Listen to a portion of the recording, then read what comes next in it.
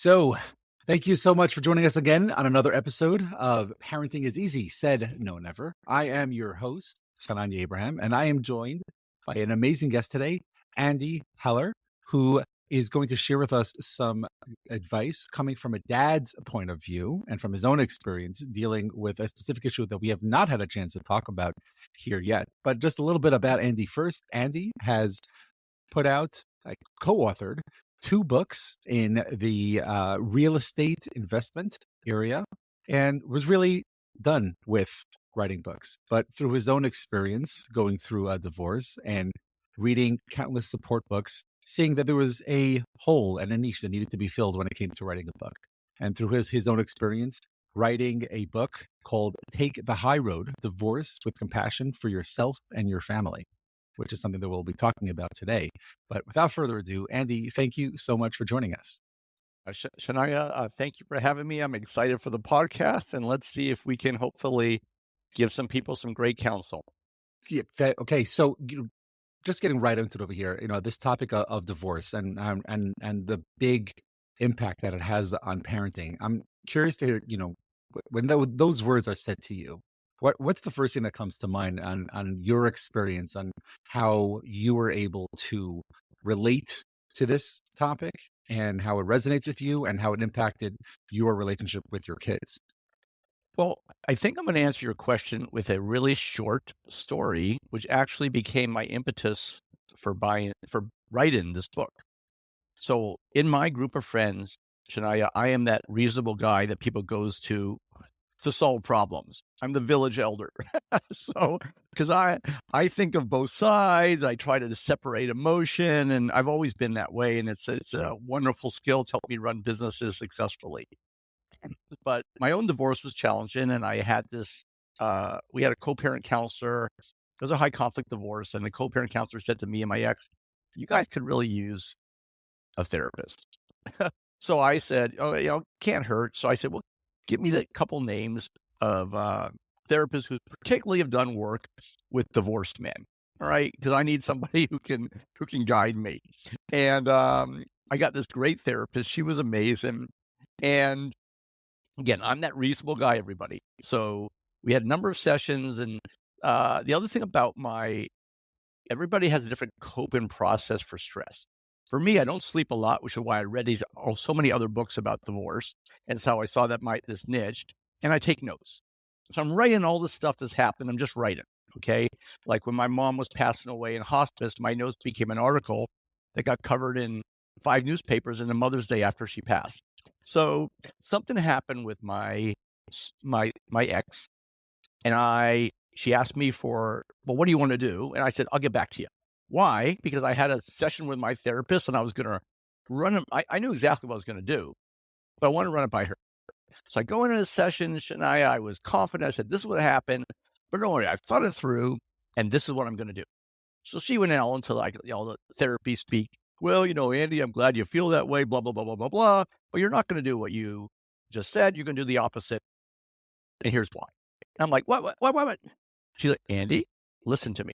So she went out and basically the advice that came out of her mouth, Shania, was the opposite of what I intended to do. And when I allowed her to speak and frame and put the basis behind her counsel, I'm like, oh my God, you're 100% right. So the big picture point that I left that session with is, again, I'm a pretty reasonable guy. I'm not that guy that was getting divorced and I want to really punish my ex. All right. I was doing a good job of managing my anger, and we have different emotions.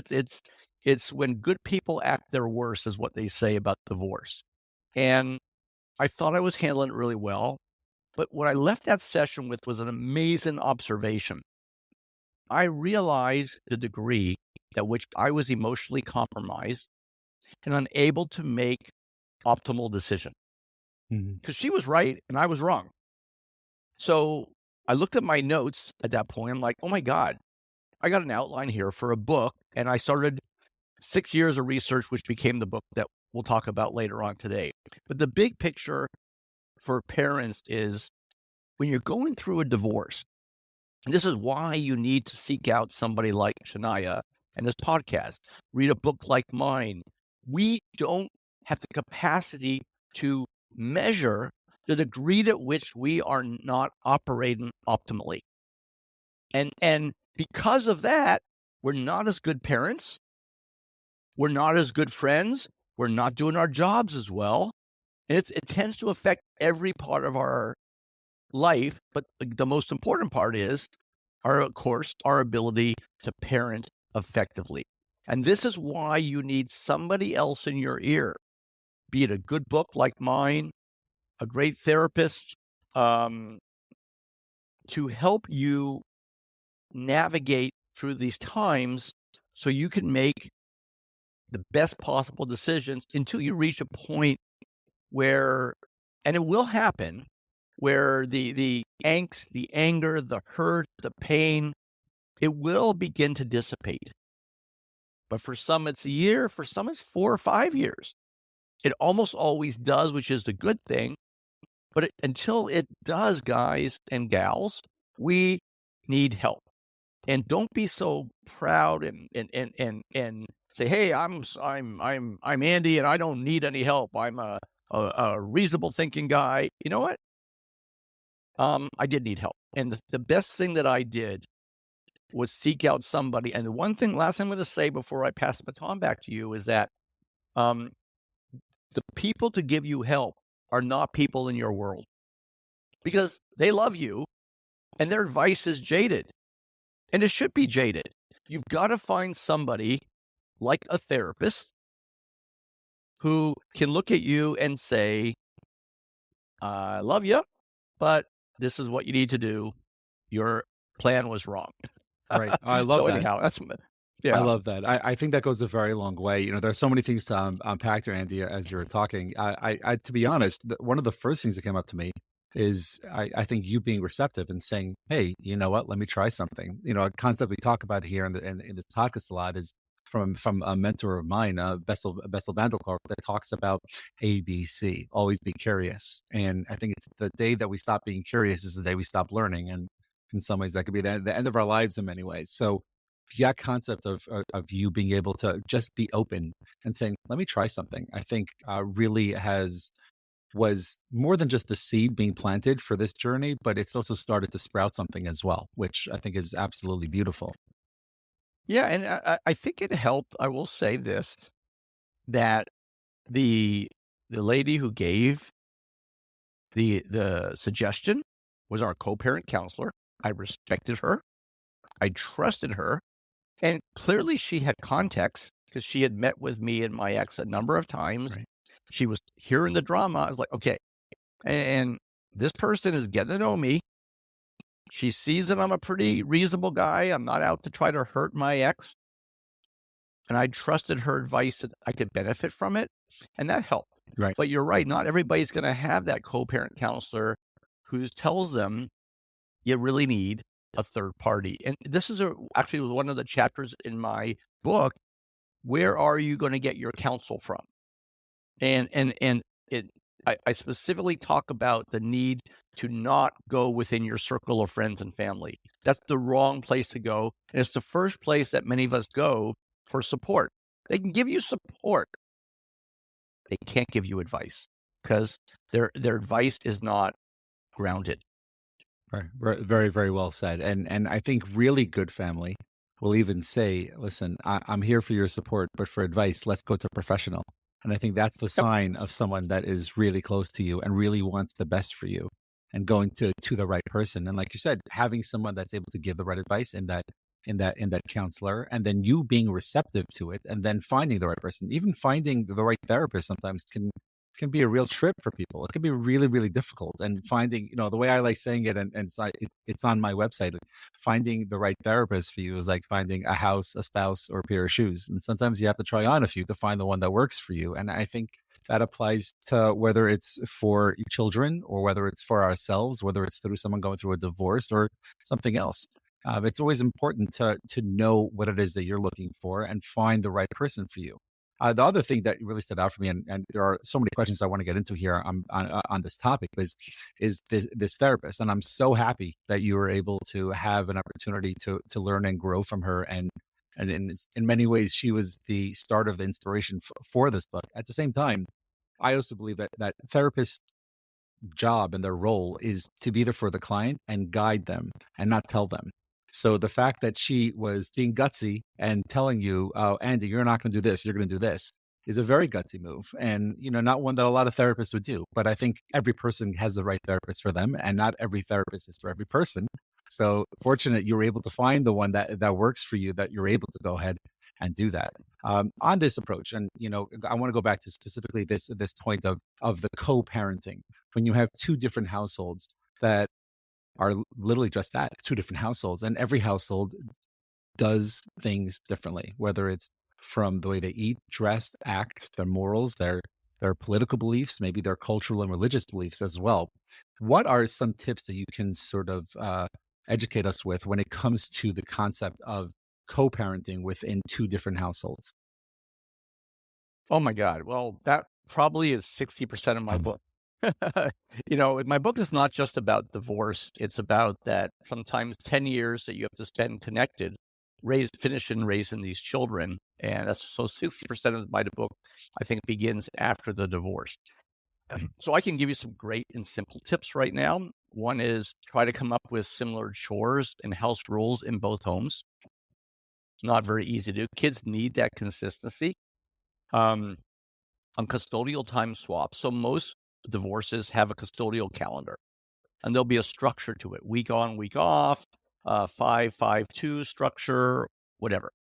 But the structure is set up before, in advance. So life intervenes, and Aunt Sally's coming from North Dakota, and you want to visit Aunt Sally, but it's on his time.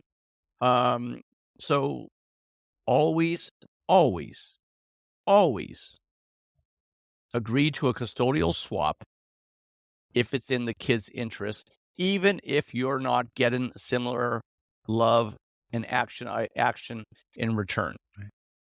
Right.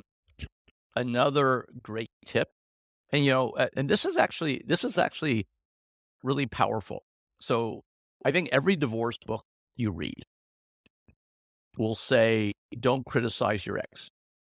All right, and that's the right advice, and that advice is also in my book. But in my book, what I did, Shania, is I interviewed field experts, and I basically took my book is more like a businessman's best practices of how to get through a divorce Mm. without as healthy as possible without screwing up your kids. All right, so I take these advice. It's not about Andy Heller's divorce. In fact, my name is not mentioned anywhere. I just organize these advice from the experts who really know what they're doing, into how to negotiate a fair divorce, get it over as fast as possible, and land and co-parent in a manner that is healthy as possible. So I'm doing all these interviews, and the topic of criticizing the ex was I was interviewing a therapist, and she said something that was probably one of the 2 or 3 most powerful lessons, observations, or comments that I think went into my book. So again, everybody has all said for years, don't bash your ex. But what she said was powerful. She said, the children as young as 4 or 5, they understand one thing intuitively, that they are the byproduct of the DNA of 2 people, a biological mom and a biological father. Okay? And assuming you're in a traditional household where the 2 parents that are splitting up are the biological mom and biological dad, when one parent criticizes the other parent, the child processes it as self-criticism because they know that 50% of their DNA is the person who's being bashed. So the point to take away there, ladies and gentlemen, is not only should you not criticize your ex because it's the right thing to do, but you should not criticize your ex because it's affecting your child's self-esteem. And that was like an absolute Shazam, wow, holy smokes moment for me. And that was one of the most powerful observations that went into my book that I was completely floored when I heard that, Shania. Yeah, I think that's an absolutely amazing point, and obviously, I think that applies to married couples as well because that it's Yes. still the same DNA, and never Yeah. criticizing each other in front of the children or behind the other spouse's back. I think goes a very very long Yep. way because yeah, you're right. It's part of the child's DNA, and when you are going to put down or say something to the child, it's automatically affecting them. And I think that's really, Yeah. really, really helpful. And on that point, and we talk about the children here being the focus and what the role of the parent is when it comes to the children. I'm hearing you talk about taking care of the child's well-being during the divorce. What other advice would you talk about when we think of? I guess you could say, and not to say specifically this, but I guess to use the words of a child-centered approach when it comes to the parenting aspect of and things that we should be focusing on, the parents should be focusing on when it comes to their children in a divorce. Well, uh, I'm going to start with, I think the most important is that one of the comments that I spoken about, I wrote in the book that was, again, the other thing I did was I interviewed divorcees who have since landed in, who had high conflict divorces, who landed in healthy places. Okay, what do you do right? What do you do wrong? Tell me about your divorce. Any advice? Blah blah blah.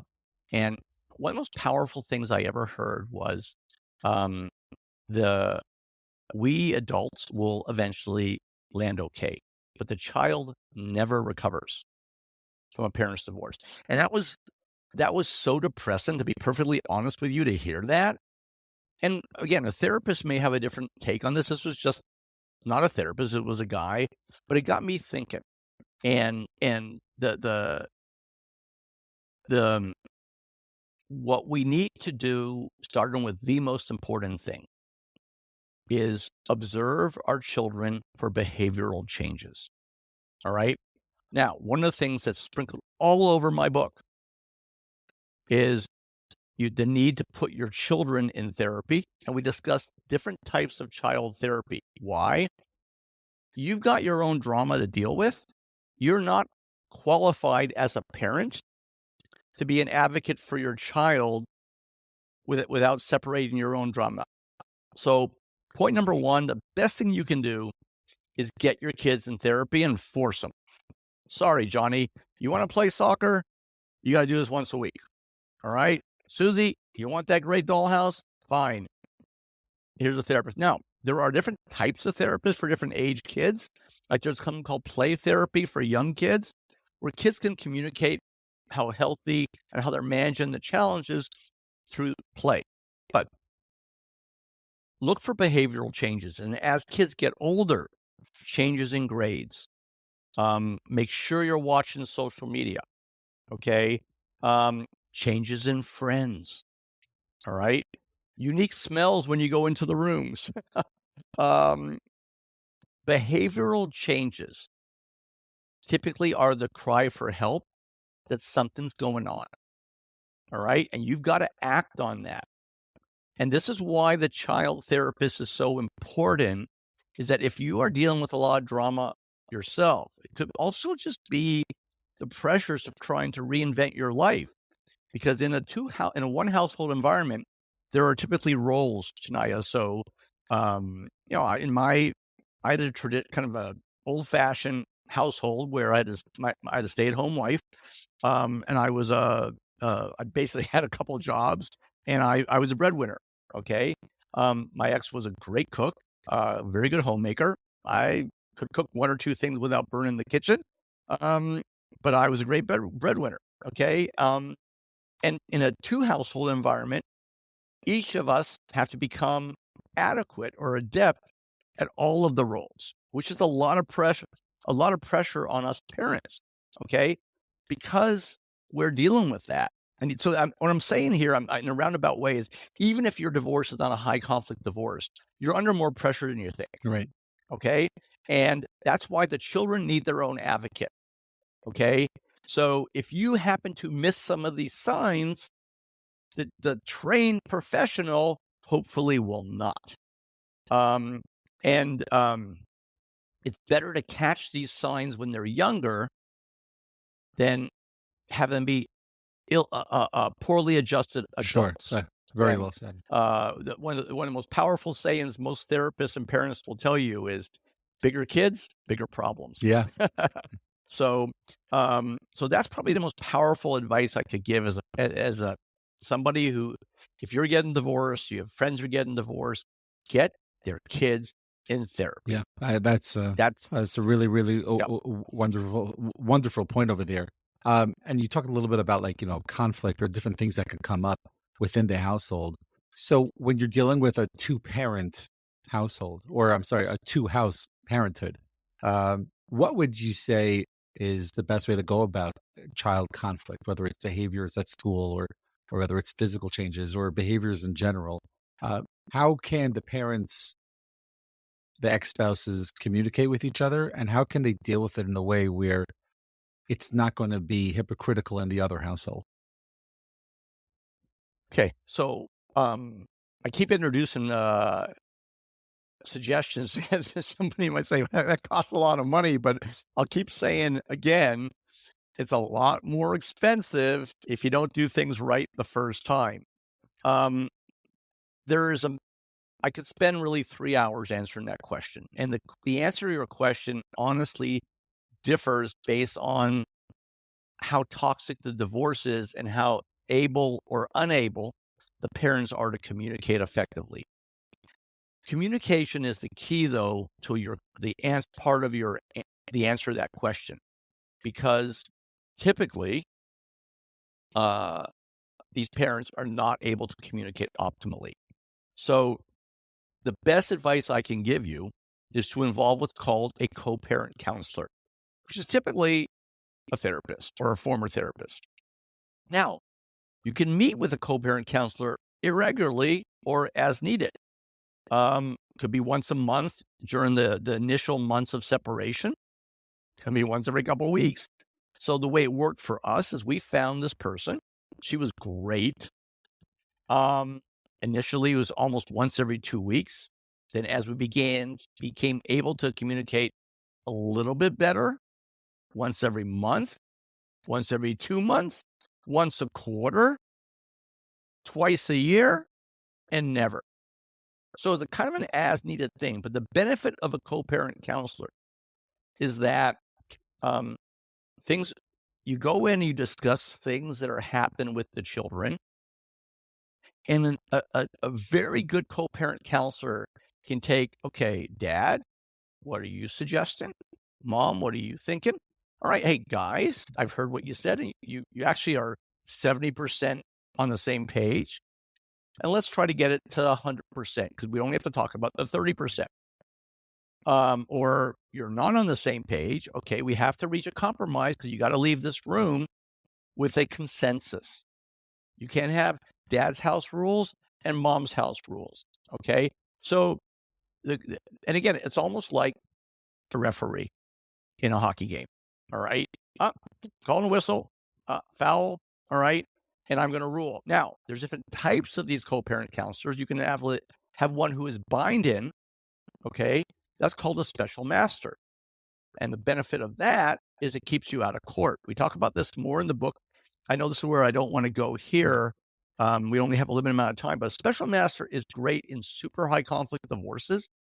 It allows the combatant former spouses to reach definitive answers.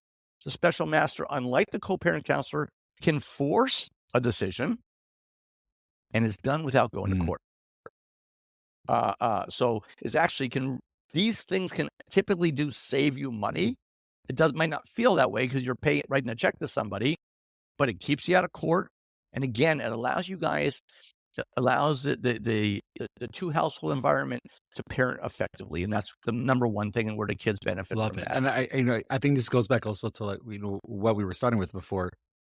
Any living organism, not just human being in the world, has to have the concept of needing, of taking and receiving and also giving to society. From a plant needing to have the sun and the earth in order for it to grow better, to trees and animals and obviously humans. And I think the sooner Mhm. parents are able to see, especially in a situation like this, where there could be high conflict and there could be long-term effects for the children and also for the two spouses, when you have the concept of, hey, I don't need to do this alone, I can get help and there is help out there that I can work with, I think that goes a very, very long way regarding how the situation is going to pan out, just based on the fact of, hey, we need help over here. And when you have two people that they may not be able to live together, but they can agree that we have a common goal, and that is a four-letter word of Mhm. KIDS. And when you look at it that way and you say, let's figure it out together, let's seek guidance from whoever that professional is, whether it's this uh, counselor, or whether it's going to be some sort of mediator or professional mediator in that sense, or a therapist. But outside of the family. But finding that in a way where it's going to be helpful to the whole situation. I think that's what we're talking about. And you said, I think the most important word that we did talk about here on this podcast of communication. And communication is Yeah, key. And yeah. that being so important when it comes to how we deal with different situations, probably every single situation within the family dynamics. And this family dynamics is still there. It may be two different households, but the dynamic is still there because there is a common goal. And it's that four-letter word that we've been talking about. So I think that goes a very, very long way. When parents also want to be involved, though, in a certain way regarding the emotional needs of a child, but also, like you said, bringing in a therapist can be helpful as well. How can a parent go about approaching the emotional turmoil that might be going on within a child regarding the whole situation? Maybe, that other parent doesn't love me, or maybe there's something wrong with me, because a lot of children go through the stage of this is my fault. How can a parent deal with that in a way where it's both, I want to call it therapeutically parenting apropos for the situation, but with a parent staying within their role? The best thing the parent can do is, when we talked earlier about the need to I find a children's therapist, all right? What I've learned in putting the book together is there's very, very, very different children's therapists in the types of therapy, as well as the commitment that these therapists have to adult communication. The big picture answer to your question is, don't trust yourself to do this, because you've got, as like I said earlier, you've got your own drama.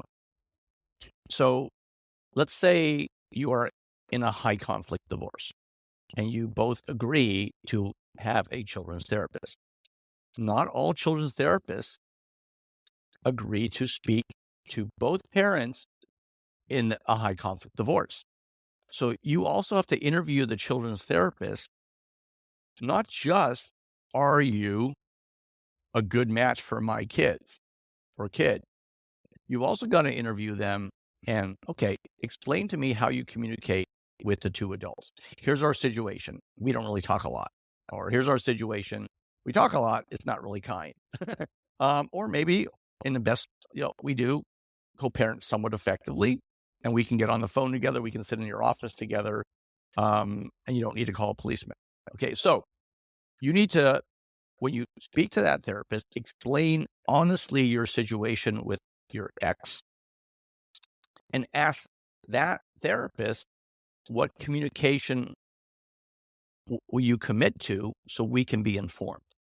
And you'll find a lot of differences, guys. And you got to make sure that the therapist's answer, irrespective of how well or how poor you are communicating with your ex, allows you both to get regular updates on the emotional needs of your children. So what I'm saying in a little roundabout way, there's a subset of children's therapists who do work with both parents in high conflict divorces. All right. You need to make sure if you are in a high conflict divorce that you're selecting a therapist who can get both of you the feedback if you have joint custody. That's a good point. It's a very, very good point over there. So there's, I think, so much I think that we can continue to talk about in all these topics, and obviously, we're going to be recommending your book, and if I remember correctly, it's about over 40 different topics and tidbits that you talk about, and we'll obviously get into that. 46. 46. Wow, that's a nice number over there. I'm curious also, let's say when it comes to, because you started talking about the support that parents can have, and also for the kids as well. And just, going back to that for a second over here, when we talk about support within the family dynamic, and I'm talking about the extended family, whether it's, the parents' siblings or close friends, how can a parent go about creating boundaries within that for those people? Because I think sometimes, and most of us love our moms and we love our siblings, and we want to be able to continue to have a good relationship with them, and we also want to tell them to say, hey, stay there, and this is not for you, and this is not your role you're supposed to be playing right now. You shouldn't be giving your mommy advice. So what can a parent do? What can a mom or a dad do to sort of respectfully say, hey, know your place. You're not getting involved in whether it's the legal stuff or the children's stuff or anything else that might come up. Sure. Well, this is actually a chapter in the book. I'm going to give you the cliff notes right now, Shania. Um, we talk about identifying who the advice givers are going to be. And my recommendation in the book is as a trained professional, a therapist, and you pick one person who had a similar circumstance and embodies where you want to land in 5 or 6 years. So if I'm a man, I pick a guy who's had a high conflict divorce and today who's landed in a great healthy place, who's raising his kids as an involved dad, and maybe has a nice new partner in his life. If a woman, same exact thing. Okay. A woman who had a similar level of conflict in her divorce, but today she's leading a good life and she did a great job of putting her kids first. 2 advice givers, a trained professional and one person who had similar circumstances, but today they're in a healthy place. Everybody else, you simply got to go to them and say whether, and this could be your parents. I got 2 rules. All right. I'll let you know when I want to talk about my drama and if I want to talk about my drama. Otherwise, I don't want to talk about it. Number 2, you're not allowed to talk about my drama in the presence of our kids. All right. I don't want them ever to hear a bad word out of your mouth about my former spouse in the About presence of you, my kids. So you've got to give, about right? the ex primarily. So you've got to give these people who love you boundaries because they're going to want to talk about it.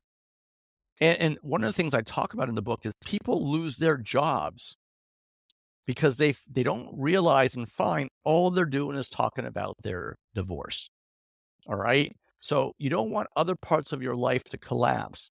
But the bigger reason is that if you put some boundaries, and boundaries is the right word, and the ones you used, if you put some boundaries around the people who love you about what they can and cannot say, that's going to be a massive gift for your children.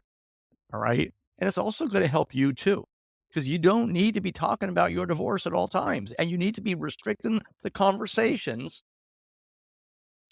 to your trusted confidant and your capable therapist. That's it. That's it. Now, look, okay, yeah, you can talk about this or that, or maybe sometimes you get let off some steam. Okay, I'm okay with that. But don't have them initiating the conversation. All right. That's a very good point, and I think that goes a very long way of making sure that those boundaries are up over there.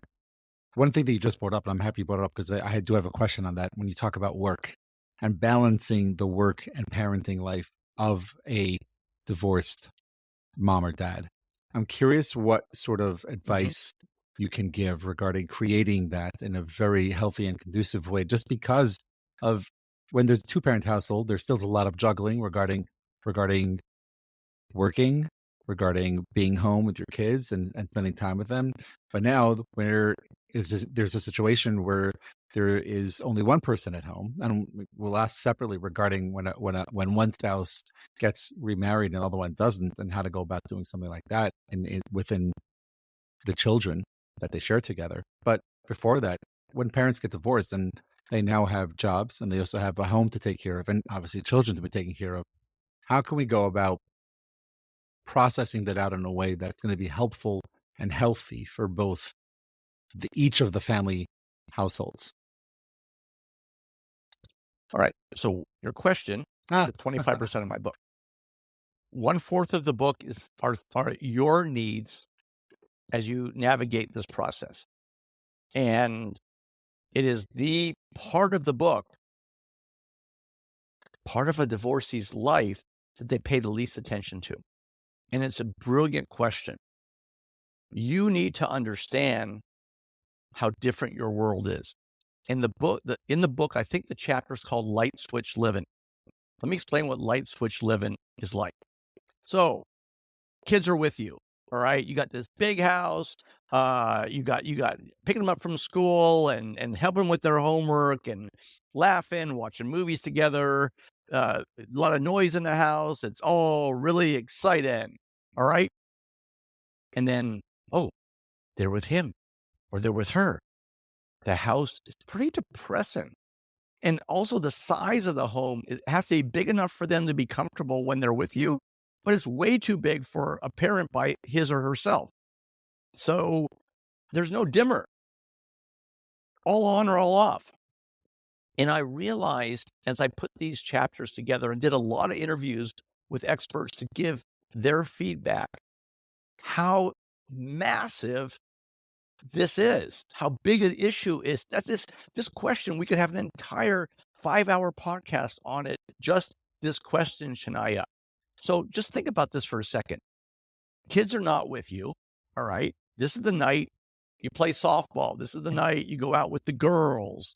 This is the day you stay and you do that 12-hour day at work because you have an unencumbered schedule. But when the kids are with you and you have no partner to lean on, and that project is due at work, if you didn't get a head start on it when the kids were not with you, you're screwed, or you're doing it exhausted after you put your kids together at 11 to bed at 11 o'clock at night. The need to be able to manage the needs of your schedule. So your children's commitments you're there for them. Your professional commitments, you're there for your job because you don't want to be in the book. I talk about a guy who lost his job. He did not realize how his time was affected. He wasn't putting the time into his job, and he was talking about divorce to all of his colleagues. Again, boundaries. But back to this question this is a massive, massive issue. And we could be talking about this for 5 hours, just this issue. You have to take an inventory of your own schedule, your own time commitments for all of these different things, and make sure that the work has its time and your kids have their time. And the last thing I'm going to say about this point is this is so uneven. And this is an issue that many divorcees are not able to put their finger on. It is so uneven, Shania. Some days you're working 12, 13-hour work days. The next day you're working an 8-hour, you got to clock out right away. All right. If you're an entrepreneur, you might have more flexibility to be picking up your kids, but you still got to budget your time. All right. I'm apologizing, guys. We are getting my house painted, but I hope you guys can still hear me we're okay. fine. We're fine. That's nothing to worry about over here. One last thing, because I know there are probably so many things that we can sort of go into over here, but we've been talking about your book a lot, and I want to give you a chance to talk about it a little bit. But I'm curious to start off the questions on your book over here. Um, what was the one or two things that through the research and of this book, and specifically through the book, and you talk about 46 different topics. What's the one or two things that really stood out to you that is not something that you were familiar with or you were aware of beforehand that like, oh, well, that's a really big deal and that's really important as you went on this journey of writing this book? Wow. Well, it's a chapter in the book that when I wrote it, I'm like, it kind of feels hokey and maybe this doesn't belong. But in all the podcasts I've done by people who read the book first, it is the one chapter almost every podcast asks me about. And that's the answer to your question. It's called Put On Your Rubber Suit.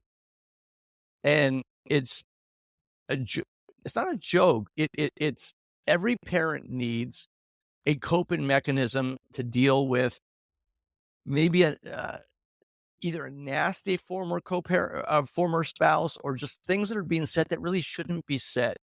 All right. And the rubber suit was a strategy that one dad used. So at a point in time, his custodial time was in her space. So he was staying with friends for 3 months while he got his funds and everything together to get his own place. So he would go into her space. That was his time with the kids. And it's the same thing applies tonight if you're just picking up your kids. And she was not aware, in his words, how rude and demeaning she was. So he put on this imaginary rubber suit and would walk in and everything would Mm, bounce off his rubber suit. All the insults, all the parenting criticisms, you're 5 minutes late, boom, boom, boom, boom.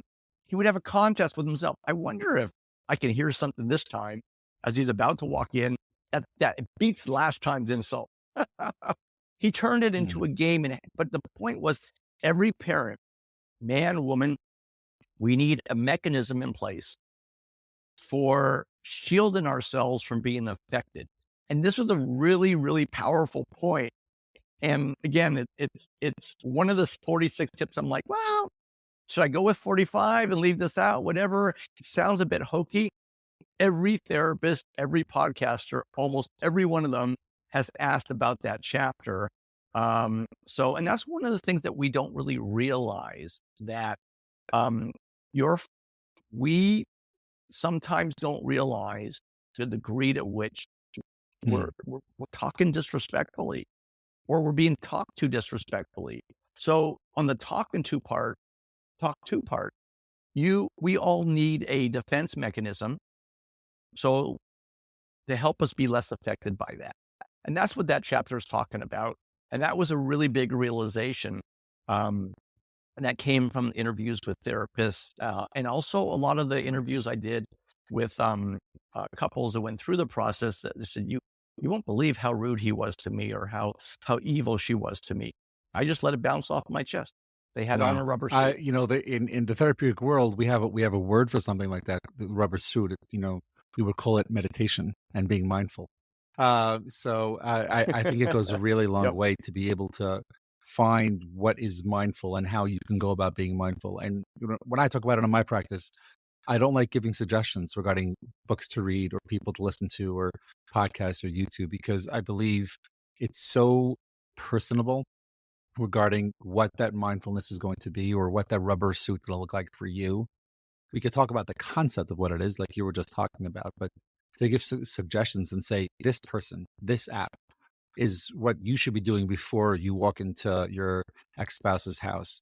I'm not sure if that's going to be beneficial. It's about a person really finding what works for them and really seeing that this is what I need and this is how I find myself. It could be stopping off at a fast food restaurant before you go to go pick up your kids and going to say, I'm going to eat a meal so I have a full stomach. So when Yeah. I go pick them up and I'm going to get bombarded with garbage, Hmm.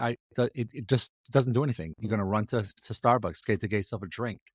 whatever it is that a person can do. I think that's what you're saying, basically, Andy, is find that thing that you need to do to be present, that you can have a coat of armor on you. So I think that's really some really, really good advice over Yeah, there. And, just to sort of, as we're thank you. wrapping it up over here, we've talked so much. Well, all the questions have been really, I feel like I'm batting almost 1,000 over here with topics that end up being in your book. But I'm curious, there are certain things that you normally talk about that didn't come up today that are usually in your book that you want to talk about for a minute or two here. Well, we talk a lot about going through the process, assessing if divorce is the right path. So even if you're in a troubled relationship, the book is good. Kind of helps you identify, is my marriage broken, or is it stale? There's a lot of negotiation tips that help you. The one thing I would identify that we really didn't talk about is um, the 46 tips and strategies are focused on unilateral steps. This is a really important point because you can't control him, Wonderful. you can't control her. You probably couldn't when you lived under one house. You're not going to be able to in two households. So the counsel's based on things that we can do to manage challenges we're getting on the other side, all right, or from our former spouse. But the steps that we take and the strategies that we will use, many of them are designed to eventually result in a change of behavior. But the steps have to be focused on unilateral counsel. And in fact, I think it's the first chapter in the book, so that the reader understands that that's intentional counsel. And that you're a therapist, you know this. You can only give advice to the person who's sitting opposite you. But how that person can deal with their life issues, you give counsel that hopefully can help the life issues to solve themselves. But the only person that can be controlled is the person in your room. Same thing. The reader is the only one who can make strategic steps and adjustments. But again, some of these steps are designed to improve the working relationship or co-parenting relationship. But by starting with things that you Beautiful. can I love control, that. which And is the way yourself. I like referring to that in my practices, and the way I would talk about it when you're buying and then reading your book, Andy, is make a U-turn when you're reading it. It's sort of like, go inside and say, this book is about you. It's Yeah. not about, okay, what tactics can I use the next time, we're in negotiations or we're in mediation or we're in front of a judge. It's not about that. It's about what can I do right here, right now with me that I have control over. And I think that's such a beautiful point over here. I like ending and some, I guess, you could say rapid fire questions over here. But before we get to rapid fire questions, I'm curious if there's, we talked a lot about your experience and how you've dealt with your kids. Is there a funny or embarrassing or hysterical story that you don't mind sharing with us regarding how this process has gone, or maybe in general, even before this process even started, uh, in like 1 or 2 minutes, like a really fast story that happened with your kids? I'll give you a great one super fast. So when I split up, my kids were on a gluten-free diet, nut-free, and lactose intolerant.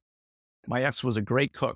So I'm having to learn how to cook with those restrictions. Let's just say it was horrible. I bought a bunch of books though. I rolled up my sleeves. A friend of mine gave me this cookbook.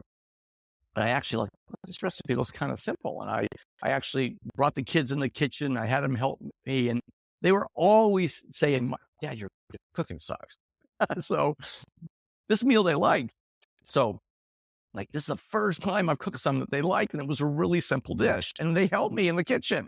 So I called my friend and I said, you wouldn't believe it. The cookbook you gave me was great. It was helpful. The kids even helped me cook and they loved the meal. She's like, and when you're getting divorced, you don't pay attention to everything because your whole world's in turmoil. And she laughed. She said, Andy, you goofball. The book's a children's cookbook. Of course it's simple. I did it. I forgot on the cover. It said things you're supposed to cook with your That's kids amazing. that are super simple. One of the ingredients was ketchup and mustard and honey. Is like, oh my god. So anyhow, I had a really great laugh at my own expense. One of many. Shania. That's So that's a awesome. cute story. But Yeah, it's also that's kind of great, a and story of I think there are perseverance. so many Yeah. stories that come up that are specifically around food, and I think that's yeah, it's such a great one. I'm curious if there would be a Yeah. book or maybe a podcast or a person of interest that you would recommend people try to follow or listen or read. What would you recommend? Cannot be your own. All right. Well, the most funny, I just bought this book for my son who's 16. Um, Probably one of the most moving books I ever read, Shania, was Tuesdays with Morrie by Mitch Albom. It's just how do you write an uplifting book when you talk about a Yeah, man oh who's man. dying from ALS disease? And this book Oh yeah. is just so powerful. I mean, there's three books I recommend to anybody that I mentor, and that's one of the three. That's awesome. And I that's the love one it. book Thank I you for would saying recommend. that. It's something that as my kids go into grade school, it's something that I've contemplated what the right age is for them to start reading that. And I think as they're whether there might be death in family or a loved one, and the concept of sickness, and you could really cherish relationships and a sort of healthy, really positive outlook in life. I think it's absolutely one of the best books out there. So, thank you for recommending that. And obviously, we're going to post that, and we're going to post a link to your book as well. My last question for you is: if you can have a superpower, but a mundane superpower that would assist in your parenting, what would that be?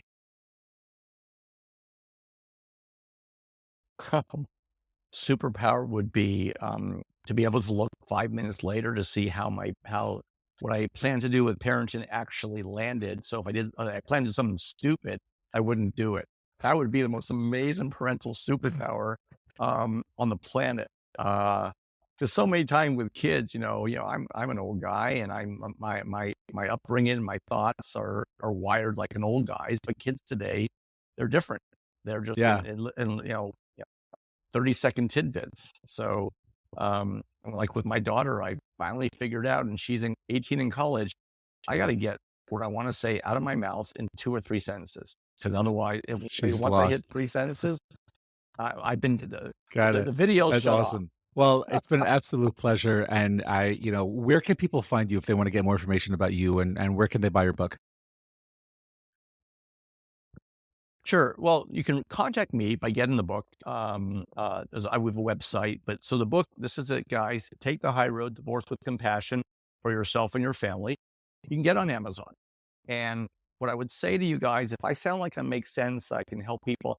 So what this is not my job, guys. I got a great career. I wrote this book because I saw a gap in the divorce book space. As a businessman, I felt I could put together a best practices manual essentially for getting divorced. It's a 2 or 3 hour read. If you know someone who is troubled, a great therapist like Shania who could use this for his or her patients. Yeah, somebody who has been divorced and they're having trouble co-parenting. Do them a favor and get this book. And if you get it for yourself and I help you, please post a review on Amazon. I am so humbled, Shania. My book is new. I've got almost 100 Amazing. reviews, and they're I think all but one is 5 stars. I think I've created something that can really help people. And that's why I wrote the book. I know it sounds corny, guys. I'm not looking for a new career to become a divorce guru, whatever. I'm trying to give back because I think I can help people, because some of these divorce books are written by attorneys from attorneys' perspective, from a therapist perspective, from a co-parent counselor, from their perspective. So all right, I'm going to take all the great advice from all of these experts, because most divorcees don't have the time to read 5, 10 books, and put together in one simple read with 46 tips and strategies, of which most divorcees are likely to be dealing with From a dad's at least perspective. So two-thirds of them. that's So amazing. Well, that's Well, no, I will say this. My book is absolutely, I wrote it as a male. I put my pants on in the morning, but it's absolutely written. The advice awesome. is completely unisex. And I've gotten such amazing feedback from women who read the book and said, you know what, this is a great way for me to better manage my ex. These are things I can do myself that can, because I'm having a very challenging divorce. So yeah, so it's written by a man, but I would say it's Right. equally I think it's coming to someone beneficial from to both firsthand genders. experience and not from that professional point of view, which I think is refreshing and very needed. And so glad we had an opportunity to talk about it today. Andy, thank you so much for joining us. Thank you for having me.